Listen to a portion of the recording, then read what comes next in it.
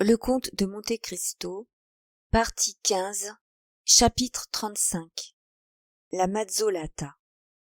Messieurs, dit en entrant le comte de Monte Cristo, recevez toutes mes excuses de ce que je me suis laissé prévenir, mais en me présentant de meilleure heure chez vous, j'aurais craint d'être indiscret. D'ailleurs, vous m'avez fait dire que vous viendriez, et je me suis tenu à votre disposition. Nous avons, Franz et moi, 1000 remerciements à vous présenter, monsieur le comte, dit Albert. Vous nous tirez véritablement d'un grand embarras, et nous étions en train d'inventer les véhicules les plus fantastiques au moment où votre gracieuse invitation nous est parvenue. Eh, mon Dieu, messieurs, reprit le comte, en faisant signe aux deux jeunes gens de s'asseoir sur un divan, c'est la faute de cet imbécile de Bastrini, si je vous ai laissé si longtemps dans la détresse. Il ne m'avait pas dit un mot de votre embarras, à moi qui seul et isolé comme je le suis ici, ne cherchais qu'une occasion de faire connaissance avec mes voisins. Du moment où j'ai appris que je pouvais vous être bon à quelque chose, vous avez vu avec quel empressement j'ai saisi cette occasion de vous présenter mes compliments. Les deux jeunes gens s'inclinèrent. Franz n'avait pas encore trouvé un seul mot à dire. Il n'avait encore pris aucune résolution, et, comme rien n'indiquait dans le comte sa volonté de le reconnaître ou le désir d'être reconnu de lui, il ne savait pas s'il devait, par un mot quelconque, faire allusion au passé ou laisser le temps à l'avenir de lui apporter de nouvelles preuves. D'ailleurs, sûr que c'était lui qui était la veille dans la loge, il ne pouvait répondre aussi positivement que ce fut lui qui, la surveille, était au Colisée. Il résolut donc de laisser aller les choses sans faire au comte aucune ouverture directe. D'ailleurs, il avait une supériorité sur lui, il était maître de son secret, tandis qu'au contraire, il ne pouvait avoir aucune action sur Franz, qui n'avait rien à cacher. Cependant, il résolut de faire tomber la conversation sur un point qui pouvait, en attendant, amener toujours l'éclaircissement de certains doutes. « Monsieur le comte, lui dit-il, vous nous avez offert des places dans votre voiture et des places à vos fenêtres du palais Rospoli. Maintenant, pourriez-vous nous dire comment nous pourrons nous procurer un poste quelconque, comme on dit en Italie, sur la place del Popolo? » « Ah oui, c'est vrai, dit le comte d'un air distrait, et en regardant Morcerf avec une attention soutenue. N'y a-t-il pas, place del Popolo, quelque chose comme une exécution? Oui, répondit Franz, voyant qu'il venait de lui-même où il voulait l'amener. Attendez, attendez, je crois avoir dit hier à mon intendant de s'occuper de cela. Peut-être pourrais-je vous rendre encore ce petit service. Il allongea la main vers un cordon de sonnette qu'il tira 3 fois. Vous êtes-vous préoccupé jamais, dit-il à Franz, de l'emploi du temps et du moyen de simplifier les allées et venues des domestiques? Moi, j'en ai fait une étude. Quand je sonne 1 fois, c'est pour mon valet de chambre. 2 fois, c'est pour mon maître d'hôtel. 3 fois, c'est pour mon intendant. De cette façon, je ne perds ni 1 minute, ni 1 parole. Tenez, voici notre homme. On vit alors entrer un individu de 45 à 50 ans qui parut à Franz ressembler comme 2 gouttes d'eau au contrebandier qui l'avait introduit dans la grotte, mais qui ne parut pas le moins du monde le reconnaître. Il vit que le mot était donné. « Monsieur Bertuccio, dit le comte, vous êtes-vous occupé, comme je vous l'avais ordonné hier, de me procurer une fenêtre sur la place del Popolo? »« Oui, Excellence, répondit l'intendant, mais il était bien tard. »« Comment ?» dit le comte en fronçant le sourcil. « Ne vous ai-je pas dit que je voulais en avoir une? »« Et votre Excellence en a une aussi, celle qui était louée au prince Lobanieff, mais j'ai été obligé de la payer sans... » C'est bien, monsieur Bertuccio. Faites grâce à ces messieurs de tous ces détails de ménage. Vous avez la fenêtre, c'est tout ce qu'il faut. Donnez l'adresse de la maison au cocher et tenez-vous sur l'escalier pour nous conduire. Cela suffit, allez. L'intendant salua et fit un pas pour se retirer. Ah, reprit le comte, Faites-moi le plaisir de demander à Pastrini s'il a reçu la tavoletta et s'il veut m'envoyer le programme de l'exécution. » « C'est inutile, » reprit Franz, tirant son calepin de sa poche. « J'ai eu ces tablettes sous les yeux, je les ai copiées et les voici. »« C'est bien. Alors, monsieur Bertuccio, vous pouvez vous retirer. Je n'ai plus besoin de vous. Qu'on nous prévienne seulement quand le déjeuner sera servi. Ces messieurs, continua-t-il, en se retournant vers les deux amis, me font-ils l'honneur de déjeuner avec moi ? Mais, en vérité, monsieur le comte, dit Albert, ce serait abusé. Non pas, au contraire, vous me faites grand plaisir. Vous me rendrez tout cela un jour à Paris, l'un ou l'autre, et peut-être tous les deux. Monsieur Bertuccio, vous ferez mettre 3 couverts. Il prit le calepin des mains de Franz. Nous disons donc, continua-t-il, du ton dont il eut lu les petites affiches, que seront exécutés, aujourd'hui 22 février, le nommé Andrea Rondolo, coupable d'assassinat sur la personne très respectable et très vénérée de don César Torlini, chanoine de l'église Saint-Jean de Latran, et le nommé Peppino, dit Rocca Priori, convaincu de complicité avec le détestable bandit Luigi Vampa et les hommes de sa troupe. Le premier sera Mazzolato, le second Decapitato. Oui, en effet, reprit le comte. C'était bien comme cela que la chose devait se passer d'abord. Mais je crois que, depuis hier, il est survenu quelque changement dans l'ordre et la marche de la cérémonie. Bah, dit Franz. Oui, hier, chez le cardinal Rospigliosi, où j'ai passé la soirée, il était question de quelque chose comme d'un sursis accordé à l'un des deux condamnés. À Andrea Rondolo ? Demanda Franz. Non, reprit négligemment le comte. À l'autre. Il jeta un coup d'œil sur le calepin comme pour se rappeler le nom. À Peppino, dit Rocca Priori. Cela vous prive d'une guillotinade, mais il vous reste la mazzolata, qui est un supplice fort curieux quand on le voit pour la première fois, et même pour la seconde, tandis que l'autre, que vous devez connaître d'ailleurs, est trop simple, trop uni. Il n'y a rien d'inattendu. La mandaïa ne se trompe pas, elle ne tremble pas, ne frappe pas à faux, ne s'y reprend pas à 30 fois comme le soldat qui coupait la tête au comte de Chalais et auquel, au reste, Richelieu avait peut-être recommandé le patient. Ah, tenez, ajouta le comte d'un ton méprisant, ne me parlez pas des Européens pour les supplices. Ils n'y entendent rien. Et en sont véritablement à l'enfance, ou plutôt à la vieillesse de la cruauté. En vérité, monsieur le comte, répondit Franz, on croirait que vous avez fait une étude comparée des supplices chez les différents peuples du monde. Et il y en a peu, du moins, que je n'ai vu, reprit froidement le comte. Et vous avez trouvé du plaisir à assister à ces horribles spectacles ? Mon premier sentiment a été la répulsion, le second, l'indifférence, le troisième, la curiosité. La curiosité ? Le mot est terrible, savez-vous ?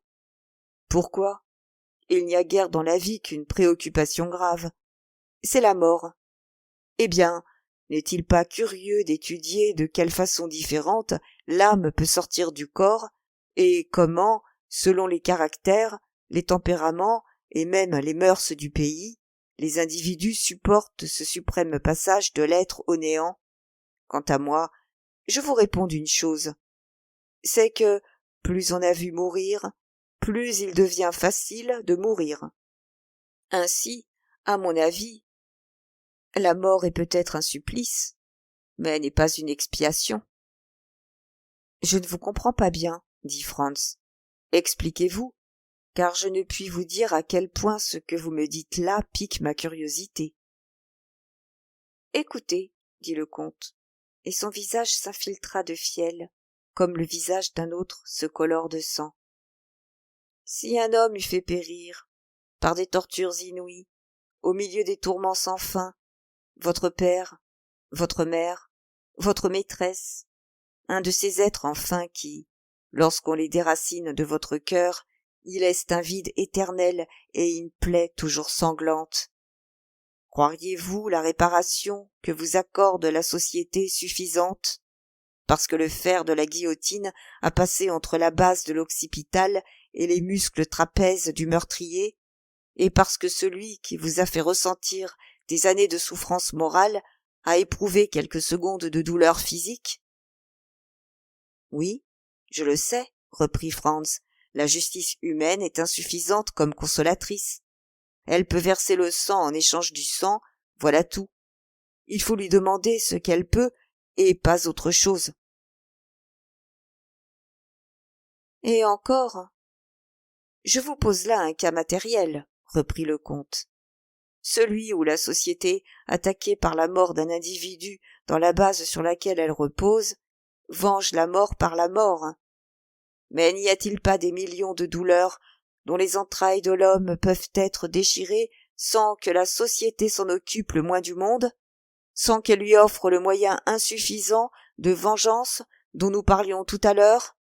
N'y a-t-il pas des crimes pour lesquels le pal des Turcs, les auges des Persans, les nerfs roulés des Iroquois seraient des supplices trop doux, et que cependant la société indifférente laisse sans châtiment? Répondez, n'y a-t-il pas de ces crimes? Oui, reprit Franz, et c'est pour les punir que le duel est toléré. Ah, le duel, s'écria le comte. Plaisante manière, sur mon âme, d'arriver à son but, quand le but est la vengeance. Un homme vous a enlevé votre maîtresse, un homme a séduit votre femme, un homme a déshonoré votre fille. D'une vie tout entière, qui avait le droit d'attendre de Dieu la part de bonheur qu'il a promise à tout être humain en le créant, il a fait une existence de douleur, de misère ou d'infamie. Et vous vous croyez vengé parce qu'à cet homme, qui vous a mis le délire dans l'esprit et le désespoir dans le cœur, vous avez donné un coup d'épée dans la poitrine ou logé une balle dans la tête? Allons donc. Sans compter que c'est lui qui souvent sort triomphant de la lutte, lavé aux yeux du monde et en quelque sorte absous par Dieu. Non, non, continua le comte, si j'avais jamais à me venger, ce n'est pas ainsi que je me vengerais. Ainsi, vous désapprouvez le duel? Ainsi, vous ne vous battriez pas en duel? Demanda à son tour Albert, étonné d'entendre émettre une si étrange théorie. Oh, si fait, dit le comte. Entendons-nous. Je me battrais en duel pour une misère, pour une insulte, pour un démenti, pour un soufflet, et cela avec d'autant plus d'insouciance que, grâce à l'adresse que j'ai acquise à tous les exercices du corps et à la lente habitude que j'ai prise du danger, je serais à peu près sûr de tuer mon homme. Oh, si fait. Je me battrais en duel pour tout cela. Mais pour une douleur lente, profonde, infinie, éternelle, je rendrais, s'il était possible, une douleur pareille à celle que l'on m'aurait faite. Œil pour œil, dent pour dent, comme disent les orientaux, nos maîtres en toutes choses, ces élus de la création qui ont su se faire une vie de rêve et un paradis de réalité. Mais, dit Franz au comte, avec cette théorie qui vous constitue juge et bourreau dans votre propre cause, il est difficile que vous vous teniez dans une mesure où vous échappiez éternellement vous-même à la puissance de la loi. La haine est aveugle, la colère étourdie, et celui qui se verse la vengeance risque de boire un breuvage amer. Oui, s'il est pauvre et maladroit. Non, s'il est millionnaire et habile. D'ailleurs, le pis-aller pour lui est ce dernier supplice dont nous parlions tout à l'heure, celui que la philanthropique Révolution française a substitué à l'écartèlement et à la roue. Eh bien, qu'est-ce que le supplice, s'il est vengé? En vérité, je suis presque fâché que, selon toute probabilité, ce misérable Peppino ne soit pas décapitato, comme ils disent. Vous verriez le temps que cela dure, et si c'est véritablement la peine d'en parler. Mais, d'honneur, messieurs, Nous avons là une singulière conversation pour un jour de carnaval. Comment donc cela est-il venu? Ah, je me le rappelle. Vous m'avez demandé une place à ma fenêtre. Eh bien, soit. Vous l'aurez. Mais mettons-nous à table d'abord, car voilà qu'on vient nous annoncer que nous sommes servis. En effet, un domestique ouvrit une des 4 portes du salon et fit entendre les paroles sacramentelles. Al suo commodo. Les 2 jeunes gens se levèrent et passèrent dans la salle à manger. Pendant le déjeuner, qui était excellent et servi avec une recherche infinie, Franz chercha des yeux le regard d'Albert, afin d'y lire l'impression qu'il ne doutait pas qu'eussent produite en lui les paroles de leur hôte. Mais, soit que dans son insouciance habituelle il ne leur eût pas prêté une grande attention, soit que la concession que le comte de Monte-Cristo lui avait faite à l'endroit du duel l'eût raccommodé avec lui, soit enfin que les antécédents que nous avons racontés connus de Franz seul eussent doublé pour lui seul l'effet des théories du comte, il ne s'aperçut pas que son compagnon fût préoccupé le moins du monde. Tout au contraire, il faisait honneur au repas en homme condamné depuis 4 ou 5 mois à la cuisine italienne, c'est-à-dire l'une des plus mauvaises cuisines du monde. Quant au comte, il effleurait à peine chaque plat. On eût dit qu'en se mettant à table avec ses convives, il accomplissait un simple devoir de politesse, et qu'il attendait leur départ pour se faire servir quelques mets étranges ou particuliers. Cela rappelait malgré lui à Franz l'effroi que le comte avait inspiré à la comtesse G, et la conviction où il l'avait laissée que le comte, l'homme qu'il lui avait montré dans la loge en face d'elle, était un vampire. À la fin du déjeuner, Franz tira sa montre. « Eh bien, lui dit le comte, que faites-vous donc ?»« Vous nous excuserez, monsieur le comte, répondit Franz, mais nous avons encore 1000 choses à faire. »« Lesquelles ? Nous n'avons pas de déguisement, et aujourd'hui le déguisement est de rigueur. »« Ne vous occupez donc pas de cela. Nous avons, à ce que je crois, place del Popolo, une chambre particulière. J'y ferai porter les costumes que vous voudrez bien m'indiquer, et nous nous masquerons séance tenante. »« Après l'exécution ?» s'écria Franz. « Sans doute. Après, pendant ou avant, comme vous voudrez. »« En face de l'échafaud ? L'échafaud fait partie de la fête. »« Tenez, monsieur le comte, j'ai réfléchi, dit Franz. Décidément, je vous remercie de votre obligeance, mais je me contenterai d'accepter une place dans votre voiture, une place à la fenêtre du palais Rospoli, et je vous laisserai libre de disposer de ma place à la fenêtre de la Piazza del Popolo. Mais vous perdez, je vous en préviens, une chose fort curieuse, répondit le comte.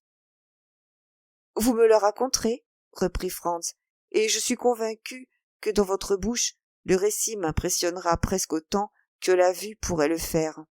D'ailleurs, plus d'une fois déjà, j'ai voulu prendre sur moi d'assister à une exécution, et je n'ai jamais pu m'y décider. Et vous, Albert ? Moi, répondit le vicomte, j'ai vu exécuter Castin, mais je crois que j'étais un peu gris ce jour-là. C'était le jour de ma sortie du collège, et nous avions passé la nuit je ne sais à quel cabaret. D'ailleurs, ce n'est pas une raison, parce que vous n'avez pas fait une chose à Paris, pour que vous ne la fassiez pas à l'étranger. Quand on voyage, c'est pour s'instruire. Quand on change de lieu, c'est pour voir. Songez donc quelle figure vous ferez quand on vous demandera « Comment exécute-t-on à Rome ?» et que vous répondrez « Je ne sais pas. » Et puis, on dit que le condamné est un infâme coquin, un drôle qui a tué à coups de chenet un bon chanoine qu'il avait élevé comme son fils. Que diable! Quand on tue un homme d'église, on prend une arme plus convenable qu'un chenet, surtout quand cet homme d'église est peut-être notre père. Si vous voyagiez en Espagne, vous iriez voir les combats de taureaux, n'est-ce pas? Eh bien, supposez que c'est un combat que nous allons voir. Souvenez-vous des anciens Romains du cirque. des chasses où l'on tuait 300 lions et une centaine d'hommes. Souvenez-vous donc de ces 80 000 spectateurs qui battaient des mains, de ces sages matrones qui conduisaient là leurs filles à marier, et de ces charmantes vestales aux mains blanches qui faisaient avec le pouce un charmant petit signe qui voulait dire « Allons, pas de paresse, achevez-moi cet homme-là qui est aux 3/4 mort. » « Y allez-vous, Albert ?» dit Franz.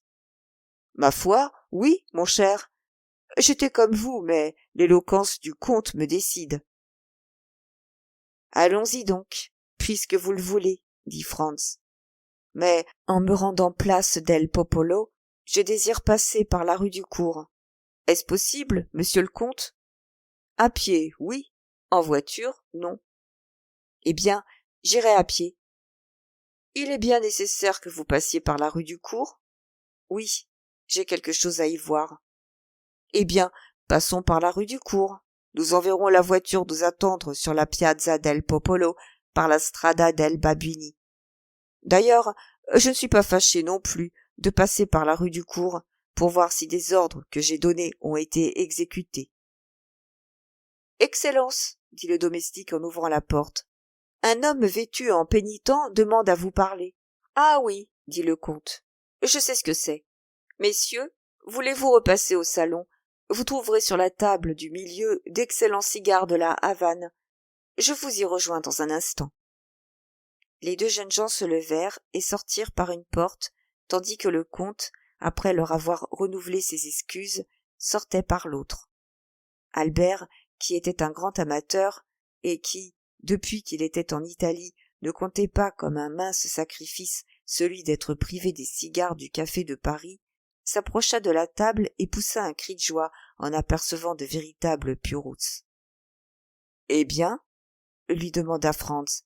« Que pensez-vous du comte de Monte-Cristo ?»« Ce que j'en pense, » dit Albert, visiblement étonné que son compagnon lui fît une pareille question. « Je pense que c'est un homme charmant, qui fait à merveille les honneurs de chez lui, qui a beaucoup vu, beaucoup étudié, beaucoup réfléchi, qui est, comme Brutus de l'école stoïque, et, ajouta-t-il en poussant amoureusement une bouffée de fumée qui monta en spirale vers le plafond, et qui, par-dessus tout cela, possède d'excellents cigares. C'était l'opinion d'Albert sur le comte.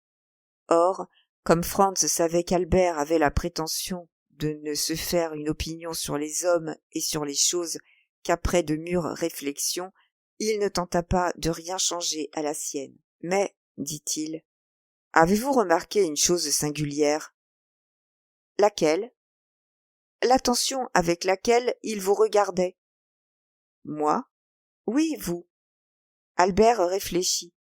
« Ah, dit-il en poussant un soupir, rien d'étonnant à cela. Je suis depuis près d'1 an absent de Paris. Je dois avoir des habits de l'autre monde. Le comte m'aura pris pour un provincial. Détrompez-le, cher ami, et dites-lui, je vous prie, à la première occasion, qu'il n'en est rien.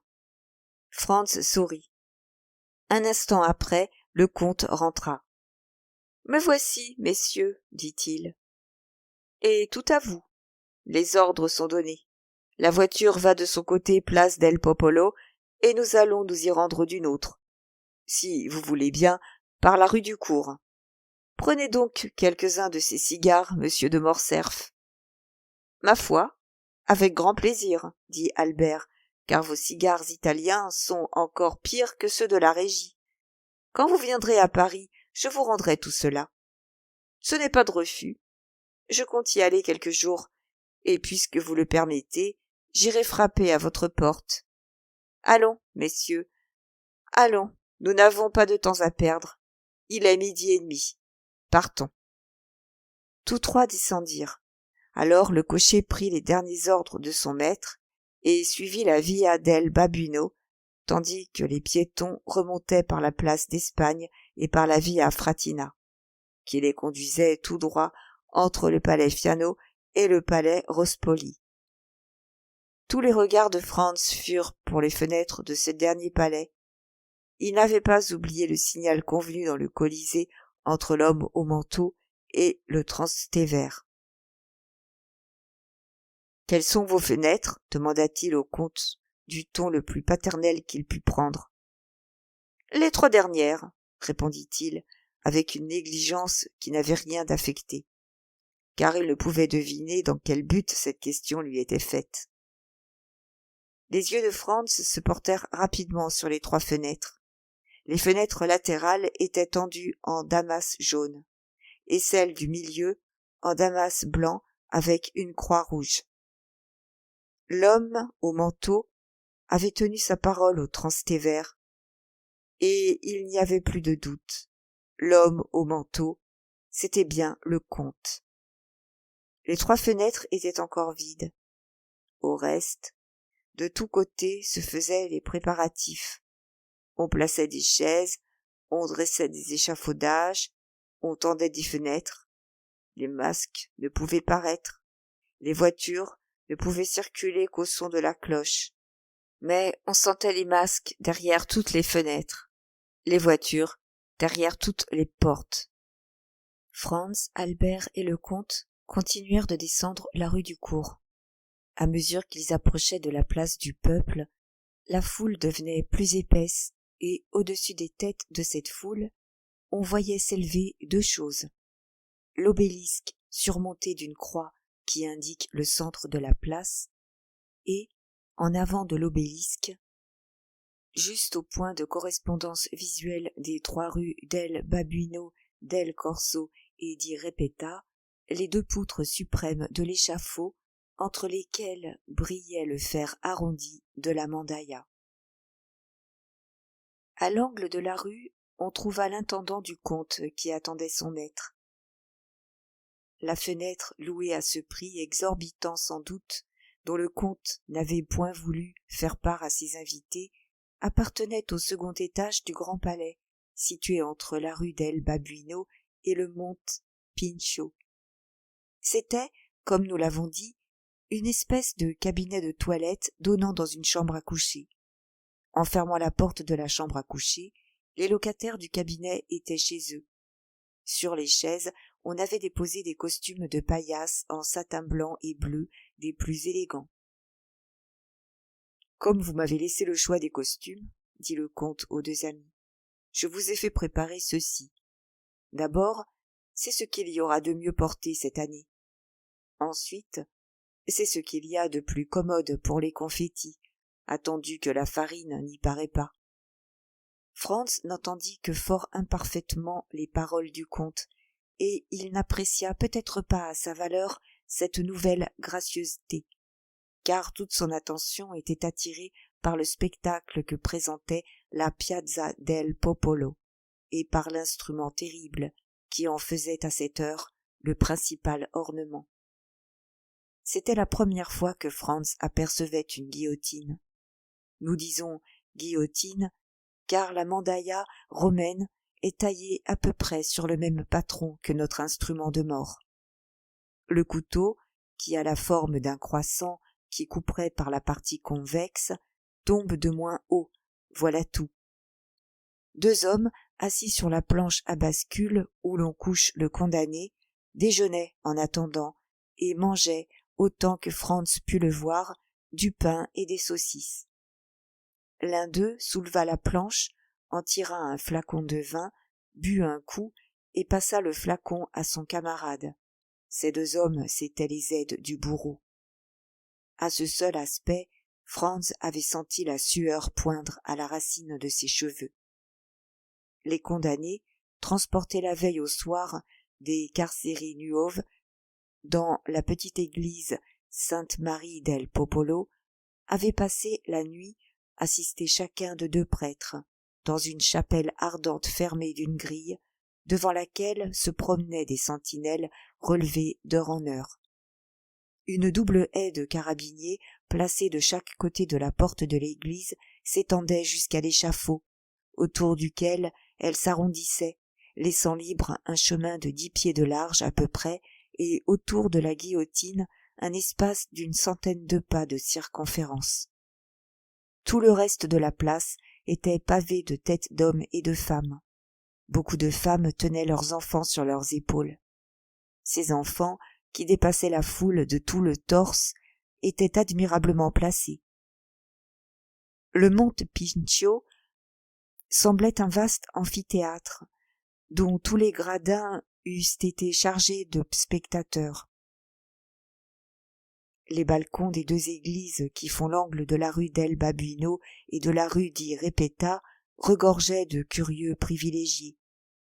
Les marches des péristyles semblaient un flot mouvant et bariolé qu'une marée incessante poussait vers le portique.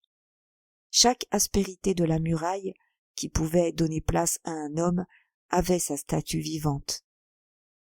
Ce que disait le comte est donc vrai. Ce qu'il y a de plus curieux dans la vie est le spectacle de la mort. Et cependant, au lieu du silence que semblait commander la solennité du spectacle, un grand bruit montait de cette foule, bruit composé de rires, de huées et de cris joyeux. Il était évident encore, comme l'avait dit le comte, que cette exécution n'était rien autre chose pour tout le peuple que le commencement du carnaval. Tout à coup, ce bruit cessa comme par enchantement. La porte de l'église venait de s'ouvrir.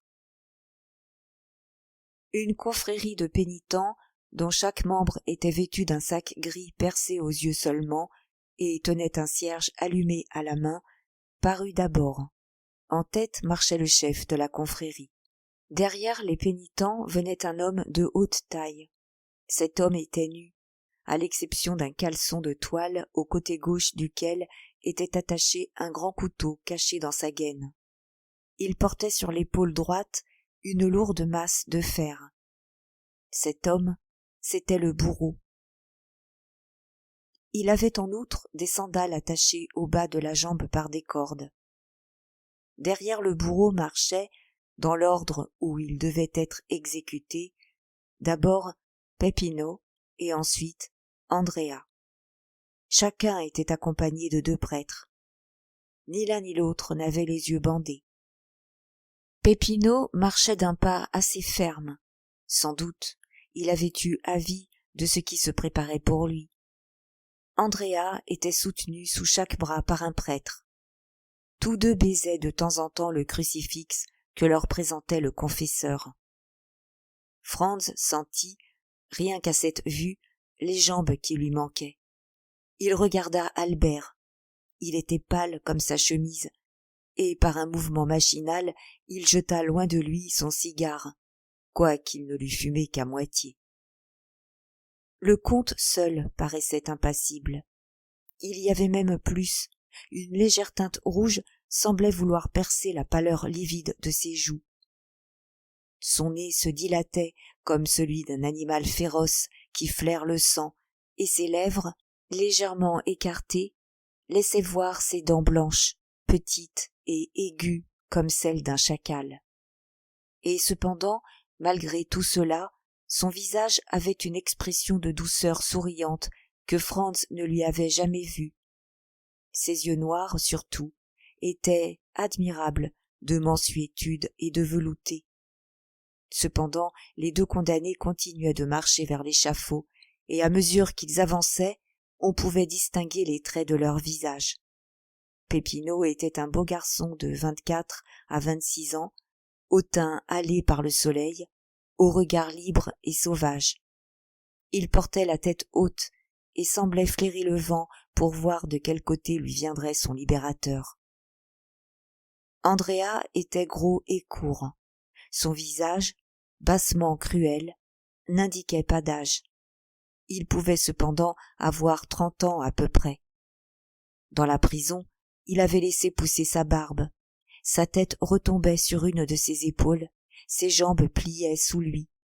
Tout son être paraissait obéir à un mouvement machinal dans lequel sa volonté n'était déjà plus rien.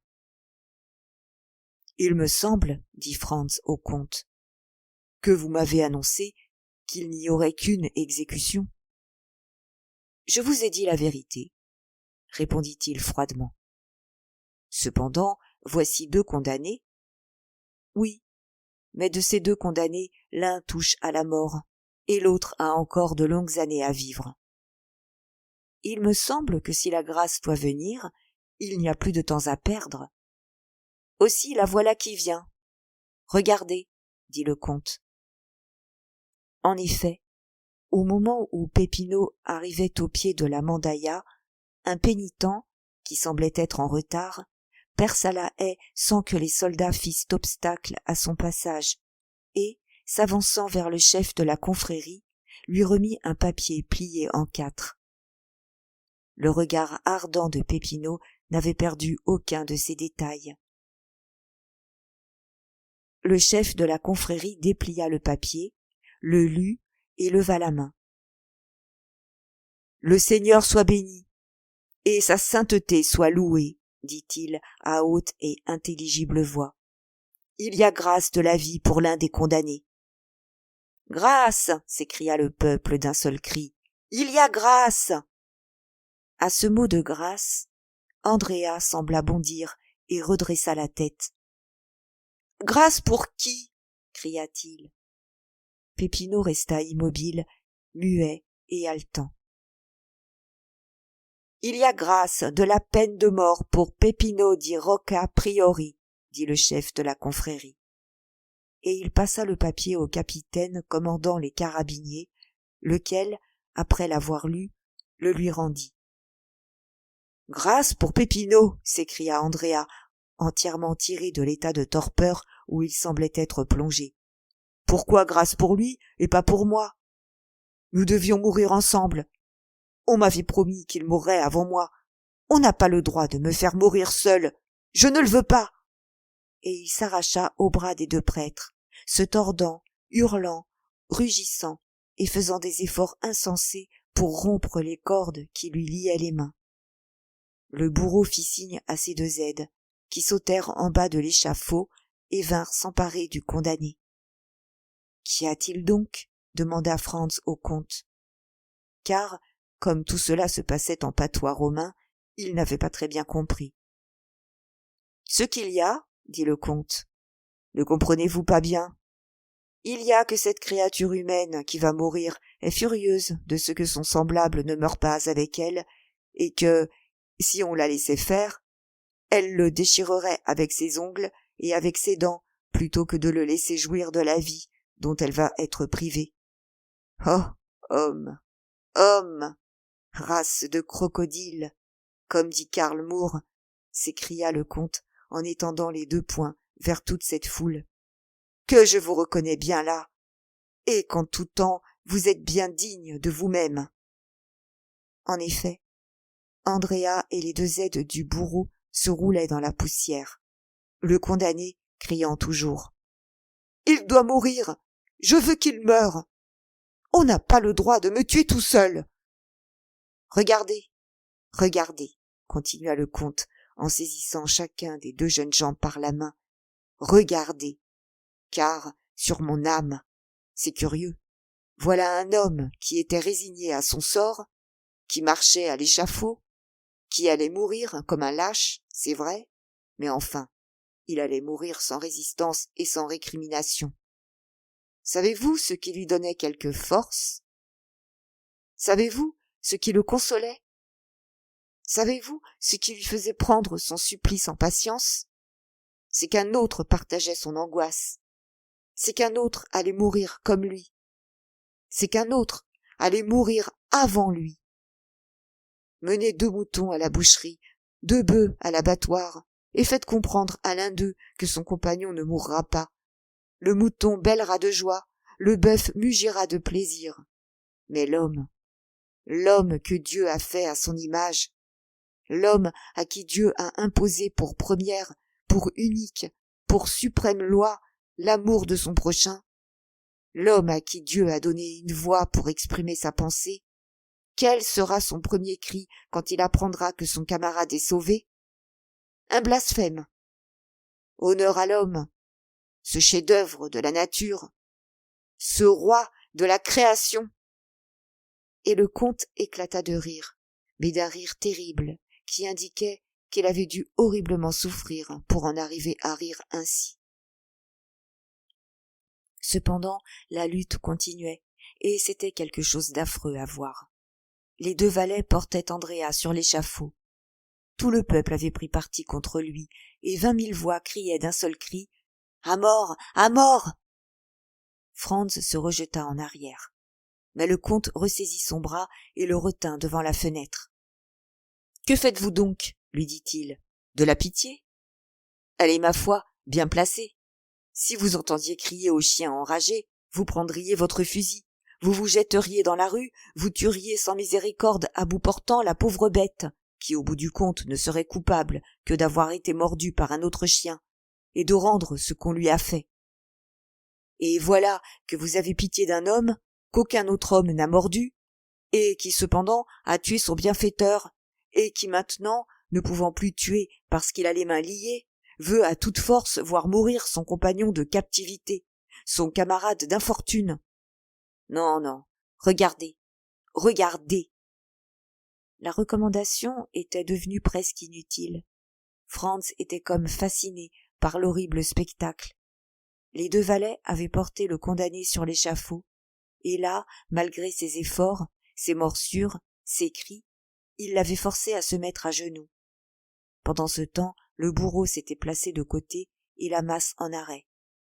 Alors, sur un signe, les 2 aides s'écartèrent. Le condamné voulut se relever, mais avant qu'il en eût le temps, la masse s'abattit sur sa tempe gauche. On entendit un bruit sourd et mat. Le patient tomba comme un bœuf, la face contre terre, puis d'un contre-coup se retourna sur le dos. Alors le bourreau laissa tomber sa masse, tira le couteau de sa ceinture, d'un seul coup lui ouvrit la gorge et, montant aussitôt sur son ventre, se mit à le pétrir avec ses pieds. À chaque pression, un jet de sang s'élançait du cou du condamné. Pour cette fois, Franz n'y put tenir plus longtemps. Il se rejeta en arrière et alla tomber sur un fauteuil à moitié évanoui. Albert, les yeux fermés, resta debout, mais cramponné au rideau de la fenêtre. Le comte était debout et triomphant, comme le mauvais ange. Chapitre 36. Le carnaval de Rome.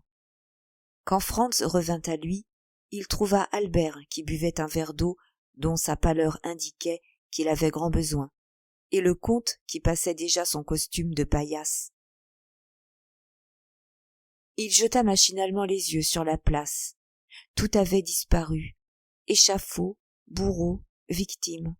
Il ne restait plus que le peuple, braillant, affairé, joyeux.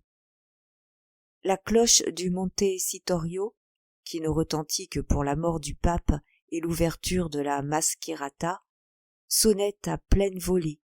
« Eh bien, demanda-t-il au comte, que s'est-il donc passé ? » « Rien, absolument rien, dit-il. Comme vous voyez, seulement le carnaval est commencé, habillons-nous vite. En effet, répondit Franz au comte, il ne reste de toute cette horrible scène que la trace d'un rêve. C'est que ce n'est pas autre chose qu'un rêve, qu'un cauchemar, que vous avez eu. Oui, moi, mais le condamné. C'est un rêve aussi, seulement il est resté endormi, lui, tandis que vous vous êtes réveillé, vous. Et qui peut dire lequel de vous 2 est le privilégié ? Mais Peppino, demanda Franz, qu'est-il devenu ? Peppino est un garçon de sens qui n'a pas le moindre amour-propre, et qui, contre l'habitude des hommes qui sont furieux lorsqu'on ne s'occupe pas d'eux, a été enchanté, lui, de voir que l'attention générale se portait sur son camarade. Il a, en conséquence, profité de cette distraction pour se glisser dans la foule et disparaître, sans même remercier les dignes prêtres qui l'avaient accompagné. Décidément, l'homme est un animal fort ingrat et fort égoïste. Mais habillez-vous. Tenez, vous voyez que M. de Morcerf vous donne l'exemple. En effet, Albert passait machinalement son pantalon de taffetas par-dessus son pantalon noir et ses bottes vernies. Eh bien, Albert, demanda Franz. Êtes-vous bien en train de faire des folies? Voyons, répondez franchement. Non, dit-il, mais en vérité, je suis aise maintenant d'avoir vu une pareille chose, et je comprends ce que disait monsieur le comte. C'est que, lorsqu'on a pu s'habituer une fois à un pareil spectacle, ce soit le seul qui donne encore des émotions. Sans compter que c'est en ce moment-là seulement qu'on peut faire des études de caractère, dit le comte. Sur la première marche de l'échafaud, la mort arrache le masque qu'on a porté toute la vie, et le véritable visage apparaît. Il faut en convenir, celui d'Andrea n'était pas beau à voir. Le hideux coquin. Habillons-nous, messieurs, habillons-nous. Il eût été ridicule à Franz de faire la petite maîtresse et de ne pas suivre l'exemple que lui donnaient ses deux compagnons.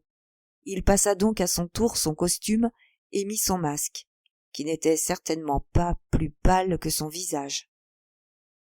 La toilette achevée, on descendit. La voiture attendait à la porte, pleine de confettis et de bouquets. On prit la file. Il est difficile de se faire l'idée d'une opposition plus complète que celle qui venait de s'opérer. Au lieu de ce spectacle de mort sombre et silencieux, la place del Popolo présentait l'aspect d'une folle et bruyante orgie. Une foule de masques sortait, débordant de tous les côtés, s'échappant par les portes, descendant par les fenêtres.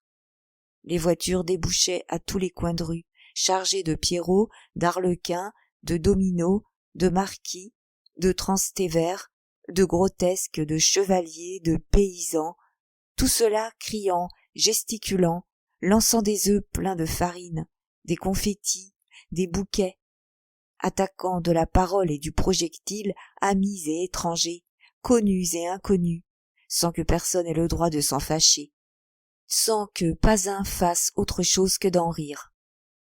Franz et Albert étaient comme des hommes que, pour les distraire d'un violent chagrin, on conduirait dans une orgie, et qui, à mesure qu'ils boivent et qu'ils s'enivrent, sentent un voile s'épaissir entre le passé et le présent. Ils voyaient toujours, ou plutôt, ils continuaient de sentir en eux le reflet de ce qu'ils avaient vu. Mais peu à peu, l'ivresse générale les gagna. Il leur sembla que leur raison chancelante allait les abandonner. Ils éprouvaient un besoin étrange de prendre leur part de ce bruit, de ce mouvement, de ce vertige. Une poignée de confettis qui arriva à Morcerf d'une voiture voisine et qui, en le couvrant de poussière ainsi que ses deux compagnons, piqua son cou et toute la portion du visage que ne garantissait pas le masque, comme si on lui eût jeté un sang d'épingle, acheva de le pousser à la lutte générale dans laquelle étaient déjà engagés tous les masques qu'il rencontrait. Il se leva à son tour dans la voiture, il puisa à pleines mains dans les sacs et, avec toute la vigueur et l'adresse dont il était capable, il envoya à son tour œufs et dragées à ses voisins. Dès lors, le combat était engagé. Le souvenir de ce qu'ils avaient vu une demi-heure auparavant s'effaça tout à fait de l'esprit des deux jeunes gens, tant le spectacle bariolé, mouvant, insensé, qu'ils avaient sous les yeux, était venu leur faire diversion. Quant au comte de Monte-Cristo, il n'avait jamais, comme nous l'avons dit, paru impressionné un seul instant. En effet, qu'on se figure cette grande et belle rue du cours, bordée d'un bout à l'autre de palais à 4 ou 5 étages, avec tous leurs balcons garnis de tapisseries, avec toutes leurs fenêtres drapées. À ces balcons et à ces fenêtres, 300 000 spectateurs, romains, italiens, étrangers venus des 4 parties du monde. Toutes les aristocraties réunies, aristocratie de naissance, d'argent, de génie. Des femmes charmantes qui, subissant elles-mêmes l'influence de ce spectacle, se courbent sur les balcons, se penchent hors des fenêtres, font pleuvoir sur les voitures qui passent une grêle de confettis qu'on leur rend en bouquet. L'atmosphère tout épaissie de dragées qui descendent et de fleurs qui montent, puis sur le pavé des rues, une foule joyeuse, incessante, folles, avec des costumes insensés, des choux gigantesques qui se promènent, des têtes de buffles qui mugissent sur des corps d'hommes, des chiens qui semblent marcher sur les pieds de derrière. Au milieu de tout cela, un masque qui se soulève, et, dans cette tentation de Saint-Antoine rêvée par Callot, quelque Astarté qui montre une ravissante figure qu'on veut suivre et de laquelle on est séparé par des espèces de démons pareils à ceux qu'on voit dans ses rêves, et l'on aura une faible idée de ce qu'est le carnaval de Rome. Au second tour, le comte fit arrêter la voiture et demanda à ses compagnons la permission de les quitter, laissant sa voiture à leur disposition. Franz leva les yeux. On était en face du palais Rospoli, et à la fenêtre du milieu, à celle qui était drapée d'une pièce de damas blanc avec une croix rouge, était un domino bleu, sous lequel l'imagination de Franz se représenta sans peine la belle grecque du théâtre Argentina. « Messieurs, dit le comte en sautant à terre, quand vous serez las d'être acteurs et que vous voudrez redevenir spectateurs, vous savez que vous avez place à mes fenêtres. En attendant, disposez de mon cocher, de ma voiture et de mes domestiques. » Nous avons oublié de dire que le cocher du comte était gravement vêtu d'une peau d'ours noire, exactement pareille à celle d'Audry dans L'Ours et le Pacha, et que les deux laquais qui se tenaient debout derrière la calèche possédaient des costumes de singe vert parfaitement adaptés à leur taille, et des masques à ressort avec lesquels ils faisaient la grimace aux passants. Franz remercia le comte de son offre obligeante. Quant à Albert, il était en coquetterie avec une pleine voiture de paysanne romaine, arrêtée, comme celle du comte, par un de ces repos si communs dans les files et qui l'écrasait de bouquets. Malheureusement pour lui, la file reprit son mouvement, et tandis qu'il descendait vers la place del Popolo, la voiture qui avait attiré son attention remontait vers le palais de Venise. « Ah, mon cher, dit-il à Franz, vous n'avez pas vu ?»« Quoi ?» demanda Franz. « Tenez, cette calèche qui s'en va, toute chargée de paysannes romaines. »« Non. »« Eh bien, je suis sûr que ce sont des femmes charmantes. »« Quel malheur que vous soyez masqué, mon cher Albert, dit Franz. C'était le moment de vous rattraper de vos désappointements amoureux. Oh, répondit-il, moitié riant, moitié convaincu, j'espère bien que le carnaval ne se passera pas sans m'apporter quelque dédommagement. Malgré cette espérance d'Albert, toute la journée se passa sans autre aventure que la rencontre, 2 ou 3 fois renouvelée, de la calèche aux paysannes romaines. À l'une de ces rencontres, soit hasard, soit calcul d'Albert, son masque se détacha. À cette rencontre, il prit le reste du bouquet et le jeta dans la calèche. Sans doute une des femmes charmantes qu'Albert devinait sous le costume coquet de paysanne fut touchée de cette galanterie, car à son tour, lorsque la voiture des 2 amis repassa, elle y jeta un bouquet de violettes. Albert se précipita sur le bouquet. Comme Franz n'avait aucun motif de croire qu'il était à son adresse, il laissa Albert s'en emparer. Albert le mit victorieusement à sa boutonnière, et la voiture continua sa course triomphante. « Eh bien, lui dit Franz, voilà un commencement d'aventure. »« Riez tant que vous voudrez, répondit-il, mais en vérité, je crois que oui. Aussi, je ne quitte plus ce bouquet. »« Pardieu, je crois bien, dit Franz en riant.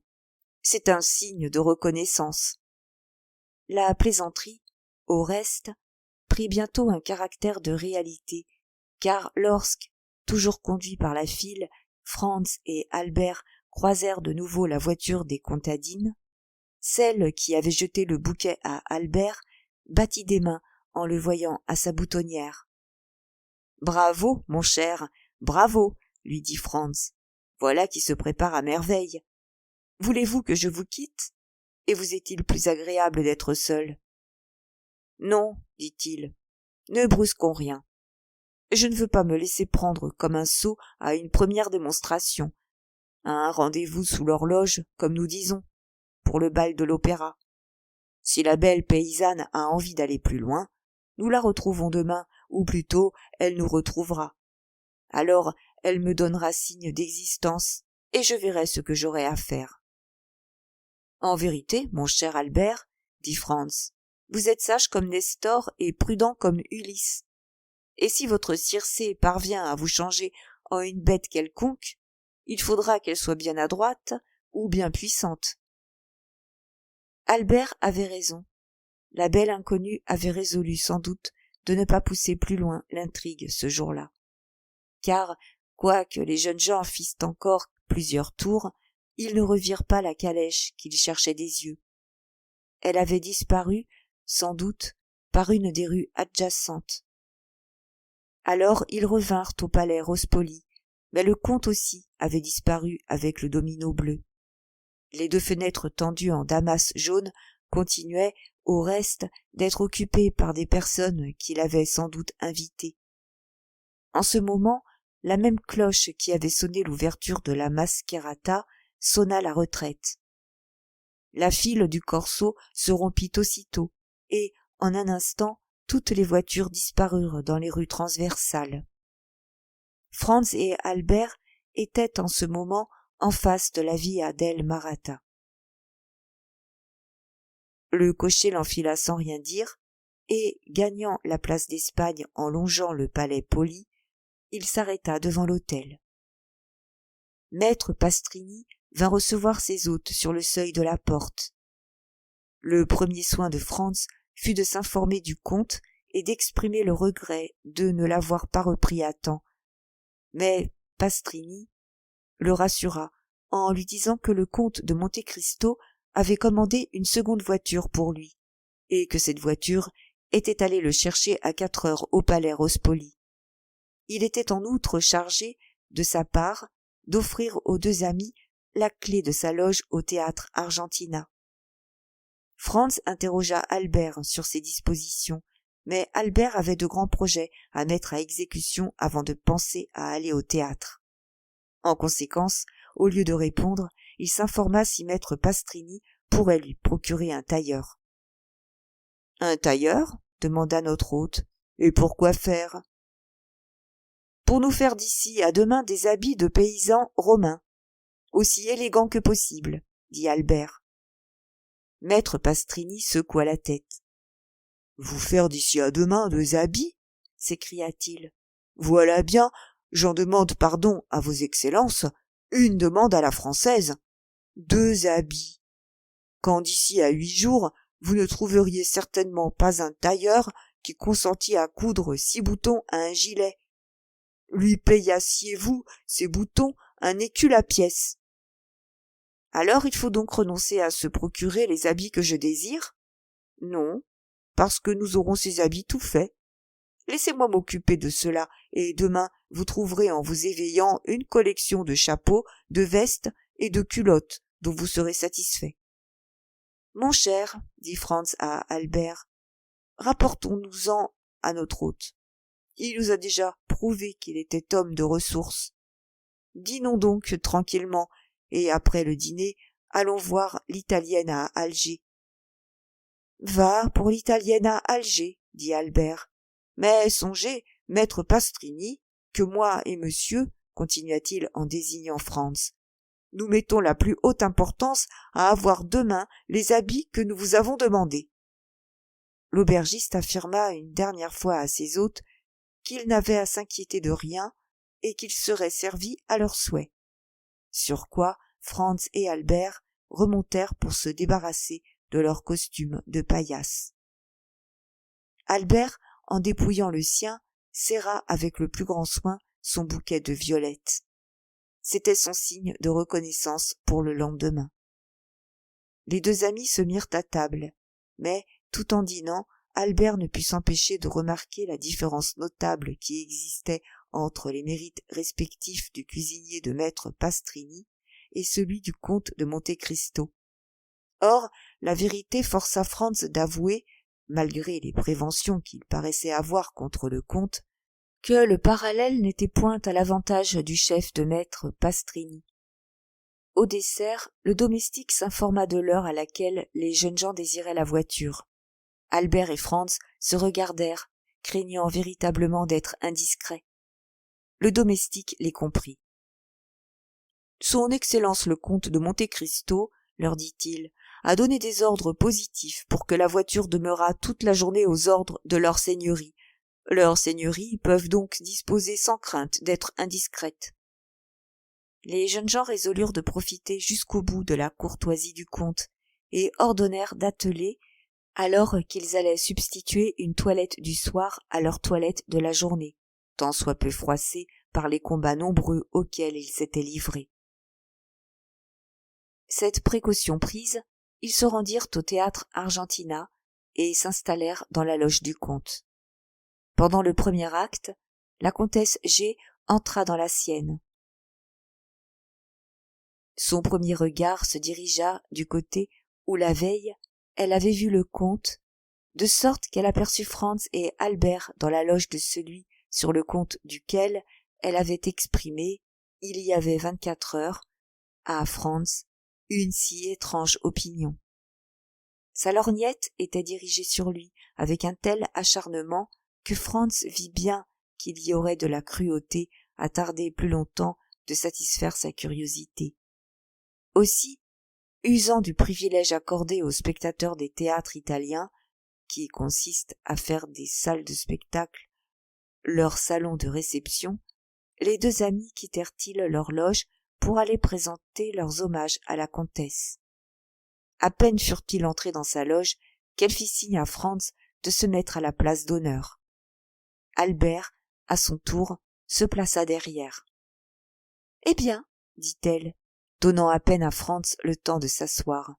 « Il paraît que vous n'avez rien eu de plus pressé que de faire connaissance avec le nouveau lord Ruthwen, et que vous voilà les meilleurs amis du monde. Sans que nous soyons si avancés que vous le dites dans une intimité réciproque, je ne puis nier, madame la comtesse, répondit Franz, que nous n'ayons toute la journée abusé de son obligeance. Comment, toute la journée? Ma foi, c'est le mot. Ce matin, nous avons accepté son déjeuner. Pendant toute la mascarata, nous avons couru le corso dans sa voiture. Enfin, ce soir, nous venons au spectacle dans sa loge. Vous le connaissez donc? Oui et non. Comment cela? C'est toute une longue histoire. Que vous me raconterez? Elle vous ferait trop peur. Raison de plus. Attendez au moins que cette histoire ait un dénouement. Soit. J'aime les histoires complètes. En attendant, comment vous êtes-vous trouvé en contact? Qui vous a présenté à lui? Personne. C'est lui, au contraire, qui s'est fait présenter à nous. Quand cela? Hier soir, en vous quittant. Par quel intermédiaire? Oh, mon Dieu, par l'intermédiaire très prosaïque de notre hôte. Il loge donc l'hôtel d'Espagne, comme vous? Non seulement dans le même hôtel, mais sur le même carré. Comment s'appelle-t-il? Car sans doute vous savez son nom. Parfaitement. Le comte de Monte-Cristo. Qu'est-ce que ce nom-là? Ce n'est pas un nom de race. Non, c'est le nom d'une île qu'il a achetée. Et il est comte? Comte toscan. Enfin, nous avalerons celui-là avec les autres, reprit la comtesse, qui était d'une des plus vieilles familles des environs de Venise. Et quel homme est-ce d'ailleurs? Demandez au vicomte de Morcerf. Vous entendez, monsieur? On me renvoie à vous, dit la comtesse. Nous serions difficiles si nous ne le trouvions pas charmant, madame, répondit Albert. Un ami de 10 ans n'eût pas fait pour nous plus qu'il n'a fait, et cela avec une grâce, une délicatesse, une courtoisie qui indiquent véritablement un homme du monde. Allons, dit la comtesse en riant, vous verrez que mon vampire sera tout bonnement quelque nouvelle enrichie qui veut se faire pardonner ses millions, et qui aura pris le regard de Lara pour qu'on ne le confonde pas avec M. de Rothschild. Et elle, l'avez-vous vue? Qui, elle? Demanda Franz en souriant. La belle grecque d'hier. Non. Nous avons, je crois bien, entendu le son de sa gouzela, mais elle est restée parfaitement invisible. C'est-à-dire, quand vous dites invisible, mon cher Franz, dit Albert, c'est tout bonnement pour faire du mystérieux. Pour qui prenez-vous donc ce domino bleu qui était à la fenêtre tendue de damas blanc? Et où était cette fenêtre tendue de damas blanc? Demanda la comtesse. Au palais Rospoli. Le comte avait donc 3 fenêtres au palais Rospoli? Oui. Êtes-vous passé rue du Cours? Sans doute.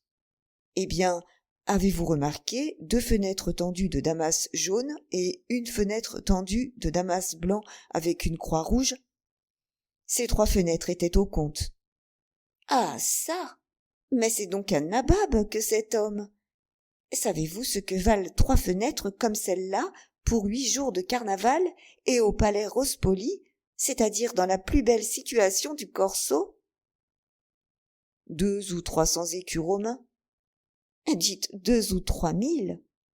Ah, diable! Et est-ce son île qui lui fait ce beau revenu? Son île. Elle ne rapporte pas un bajocco. Pourquoi l'a-t-il acheté alors? Par fantaisie. C'est donc un original? Le fait est, dit Albert, qu'il m'a paru assez excentrique.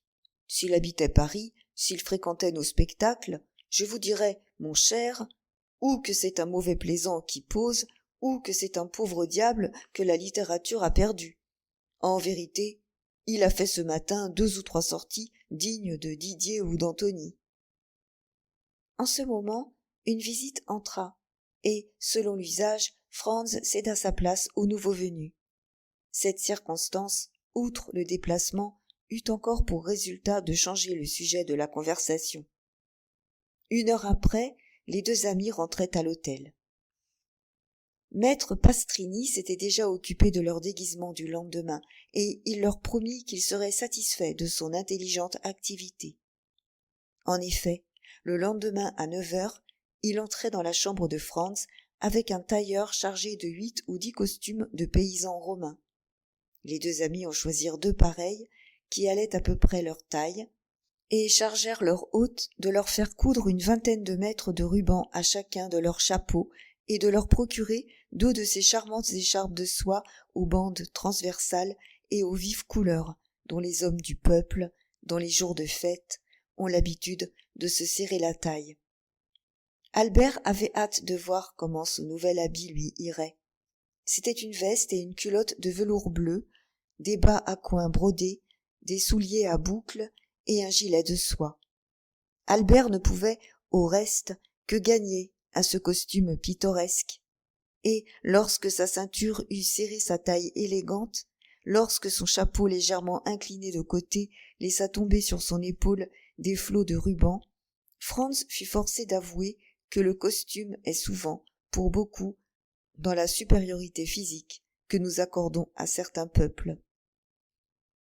Les Turcs, si pittoresques autrefois avec leurs longues robes aux vives couleurs, ne sont-ils pas hideux maintenant avec leurs redingotes bleues boutonnées et leurs calottes grecques qui leur donnent l'air de bouteilles de vin à cachet rouge?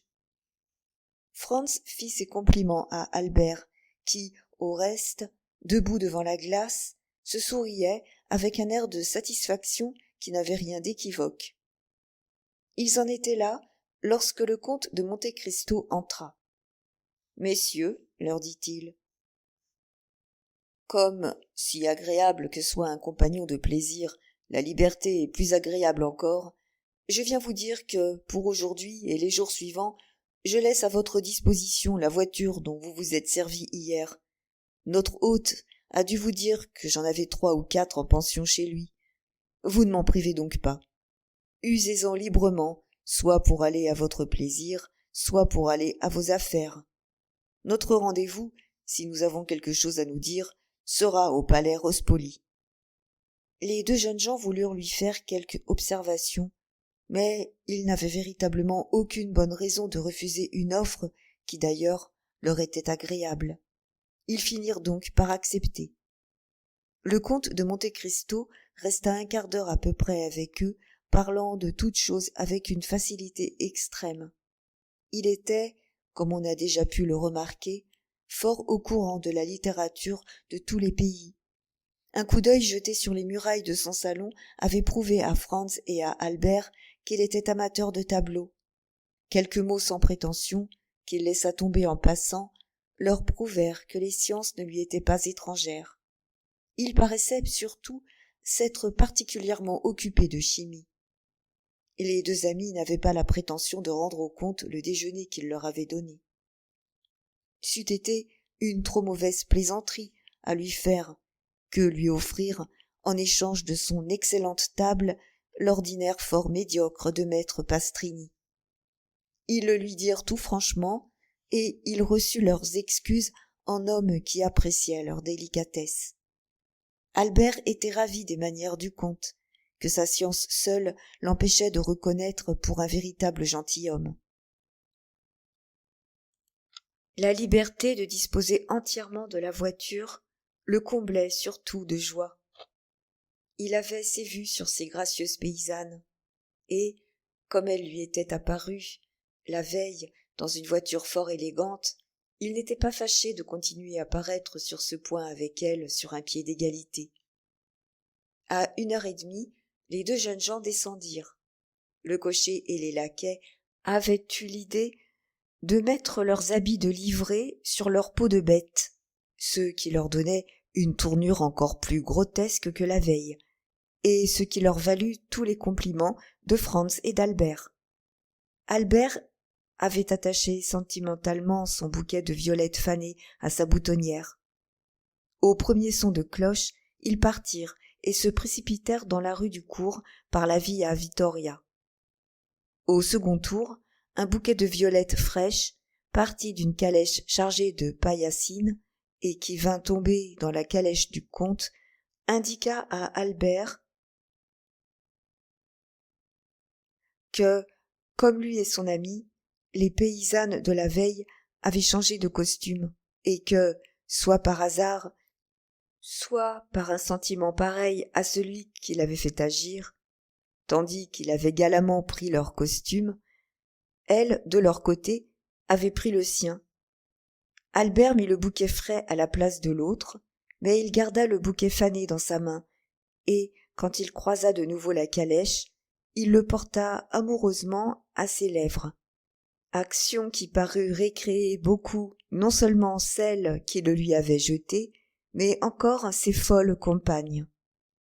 La journée fut non moins animée que la veille. Il est probable même qu'un profond observateur y eût encore reconnu une augmentation de bruit et de gaieté. Un instant on aperçut le comte à la fenêtre, mais lorsque la voiture repassa, il avait déjà disparu. Il va sans dire que l'échange de coquetterie entre Albert et la paillassine au bouquet de violettes dura toute la journée. Le soir, en rentrant, Franz trouva une lettre de l'ambassade. On lui annonçait qu'il aurait l'honneur d'être reçu le lendemain par sa sainteté. À chaque voyage précédent qu'il avait fait à Rome, il avait sollicité et obtenu la même faveur. Et, autant par religion que par reconnaissance, il n'avait pas voulu toucher barre dans la capitale du monde chrétien sans mettre son respectueux hommage aux pieds d'un des successeurs de Saint-Pierre qui a donné le rare exemple de toutes les vertus.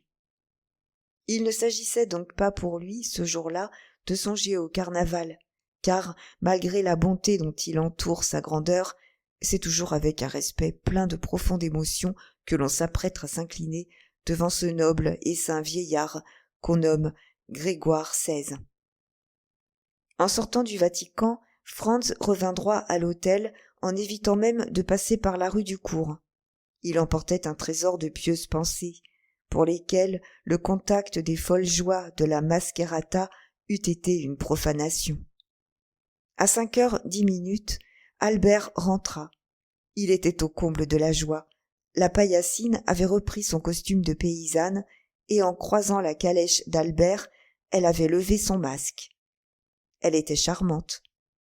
Franz fit à Albert ses compliments bien sincères.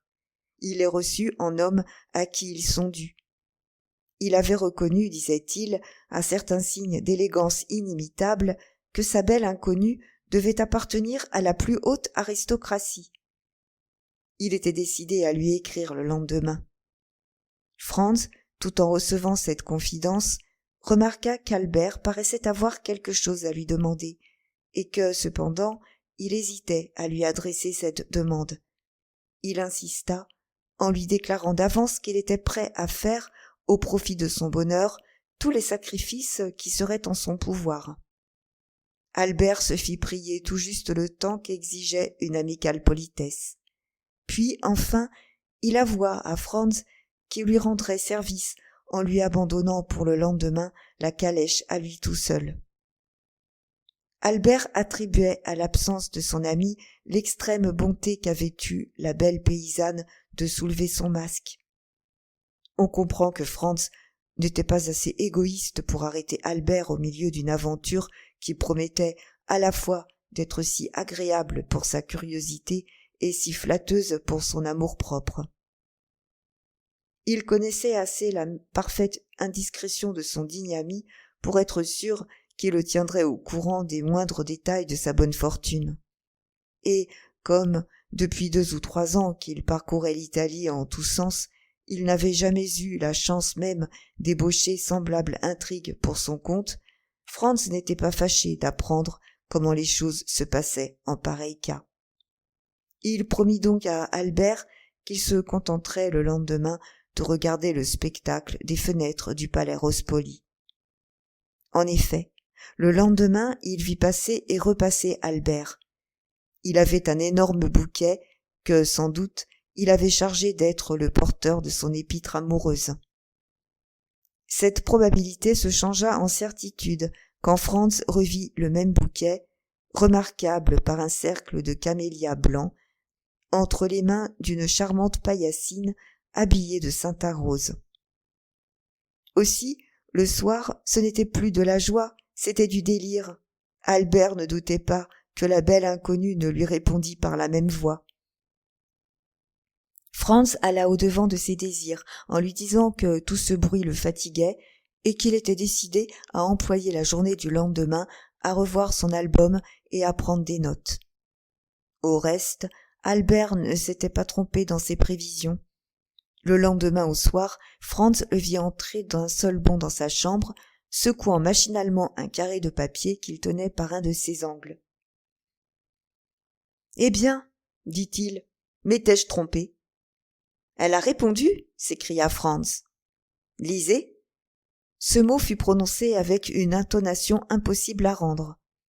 Franz prit le billet et lut. « Mardi soir, à 7 heures. Descendez de votre voiture en face de la Via del Pontefici et suivez la paysanne romaine qui vous arrachera votre Maccoletto. Lorsque vous arriverez sur la première marche de l'église de San Giacomo, ayez soin, pour qu'elle puisse vous reconnaître, de nouer un ruban rose sur l'épaule de votre costume de paillasse.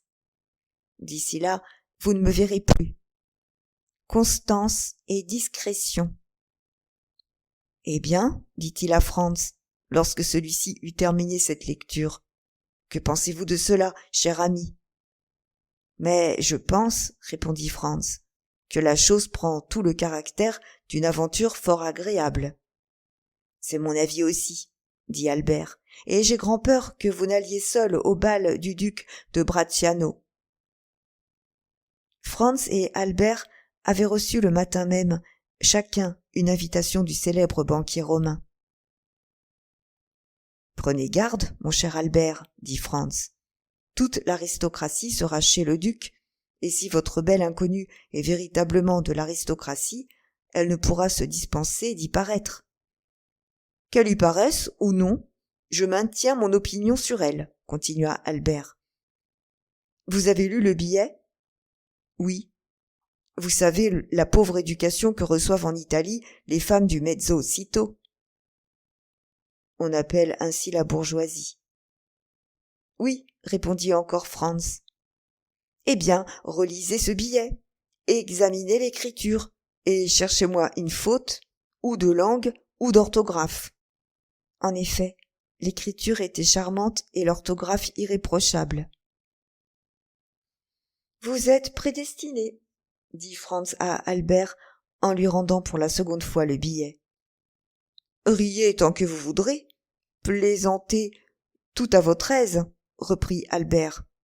Je suis amoureux. Oh, mon Dieu, vous m'effrayez, s'écria Franz. Et je vois que non seulement j'irai seul au bal du duc de Bracciano, mais encore que je pourrais bien retourner seul à Florence. Le fait est que si mon inconnue est aussi aimable qu'elle est belle, je vous déclare que je me fixe à Rome pour 6 semaines au moins. J'adore Rome, et d'ailleurs j'ai toujours eu un goût marqué pour l'archéologie. Allons, encore une rencontre ou deux comme celle-là, et je ne désespère pas de vous voir membre de l'Académie des inscriptions et des belles-lettres. Sans doute Albert allait discuter sérieusement ses droits au fauteuil académique. Mais on vint annoncer aux 2 jeunes gens qu'ils étaient servis. Or, l'amour chez Albert n'était nullement contraire à l'appétit. Il s'empressa donc, ainsi que son ami, de se mettre à table, quitte à reprendre la discussion après le dîner. Après le dîner, on annonça le comte de Monte Cristo. Depuis 2 jours, les 2 jeunes gens ne l'avaient pas aperçu.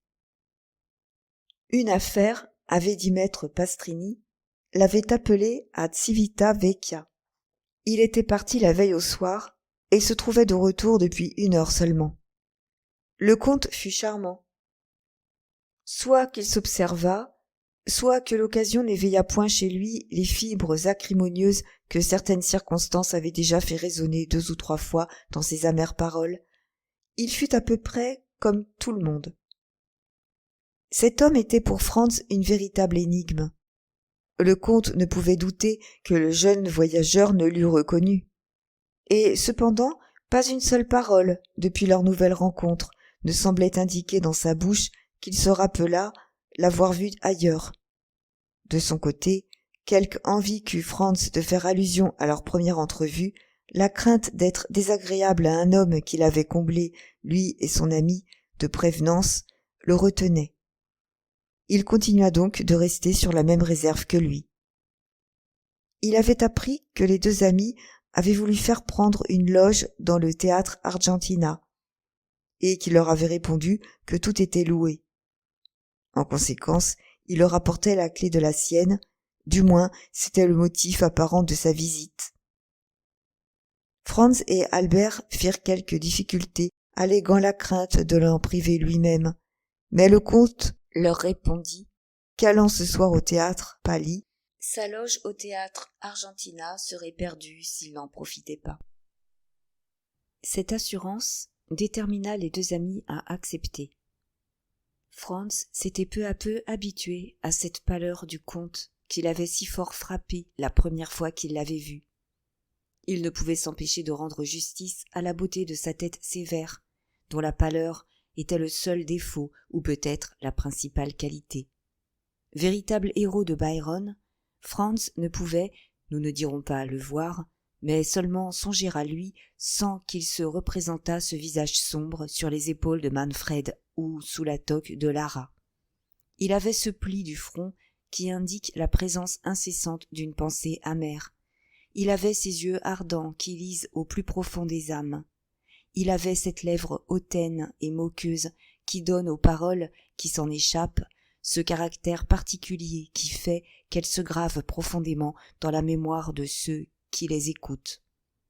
Le comte n'était plus jeune, il avait 40 ans au moins, et cependant on comprenait à merveille qu'il était fait pour l'emporter sur les jeunes gens avec lesquels il se trouverait. En réalité, c'est que, par une dernière ressemblance avec les héros fantastiques du poète anglais, le comte semblait avoir le don de la fascination. Albert ne tarissait pas sur le bonheur que lui et Franz avaient eu de rencontrer un pareil homme.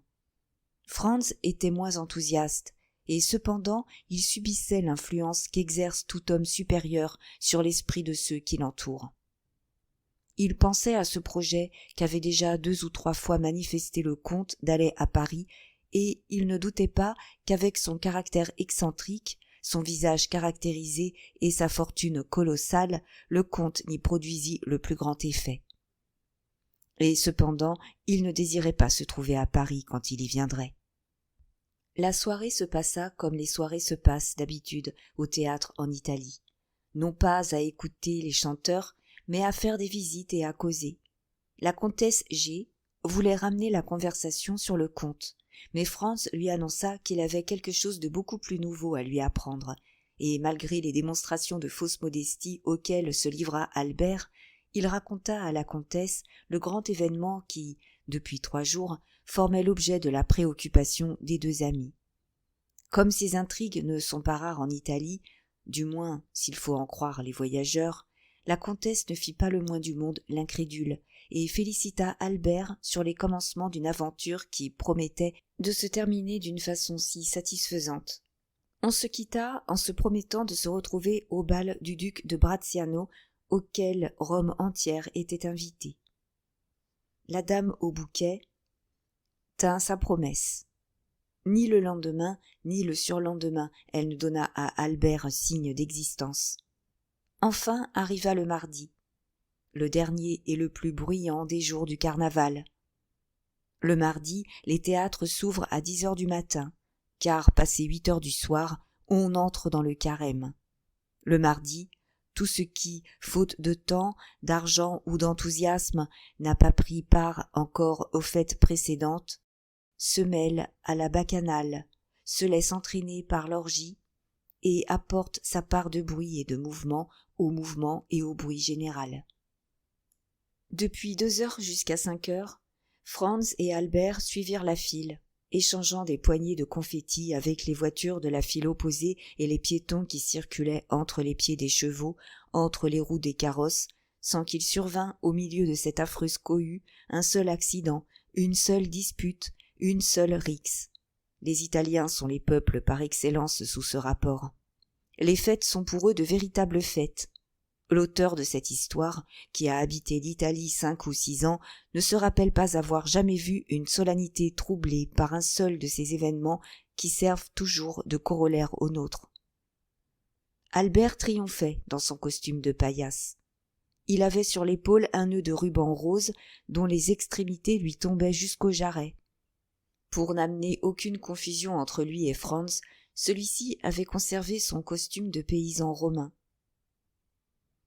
Plus la journée s'avançait, plus le tumulte devenait grand. Il n'y avait pas sur tous ces pavés, dans toutes ces voitures, à toutes ces fenêtres, une bouche qui resta muette, un bras qui demeura oisif. C'était véritablement un orage humain, composé d'un tonnerre de cris et d'une grêle de dragées, de bouquets, d'oranges, de fleurs. À 3 heures, le bruit de boîtes tirées à la fois sur la place du Peuple et au palais de Venise, perçant à grand-peine cet horrible tumulte, annonça que les courses allaient commencer. Les courses, comme les moccoli, sont un des épisodes particuliers des derniers jours du carnaval. Au bruit de ces boîtes, les voitures rompirent à l'instant même leur rang et se réfugièrent chacune dans la rue transversale la plus proche de l'endroit où elles se trouvaient. Toutes ces évolutions se font, au reste, avec une inconcevable adresse et une merveilleuse rapidité, et cela sans que la police se préoccupe le moins du monde d'assigner à chacun son poste ou de tracer à chacun sa route. Les piétons se collèrent contre les palais, puis on entendit un grand bruit de chevaux et de fourreaux de sabre. Une escouade de carabiniers sur 15 de front parcourait au galop et dans toute sa largeur la rue du Cours, qu'elle balayait pour faire place aux Barberies. Lorsque l'escouade arriva au palais de Venise, le retentissement d'une autre batterie de boîtes annonça que la rue était libre. Presque aussitôt, au milieu d'une clameur immense, universelle, inouïe, on vit passer comme des ombres 7 ou 8 chevaux excités par les clameurs de 300 000 personnes, et par les châtaignes de fer qui leur bondissent sur le dos. Puis le canon du château Saint-Ange tira 3 coups. C'était pour annoncer que le numéro 3 avait gagné. Aussitôt, sans autre signal que celui-là, les voitures se remirent en mouvement, refluant vers le corso, débordant par toutes les rues comme des torrents un instant contenus qui se rejettent tous ensemble dans le lit du fleuve qu'ils alimentent, et le flot immense reprit, plus rapide que jamais, son cours entre les 2 rives de granit.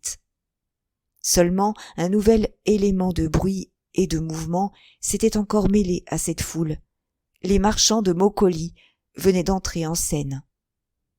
Les Mokoli, ou Mokoletti, sont des bougies qui varient de grosseur, depuis le cierge pascal jusqu'au rat de cave, et qui éveillent chez les acteurs de la grande scène qui termine le carnaval romain 2 préoccupations opposées.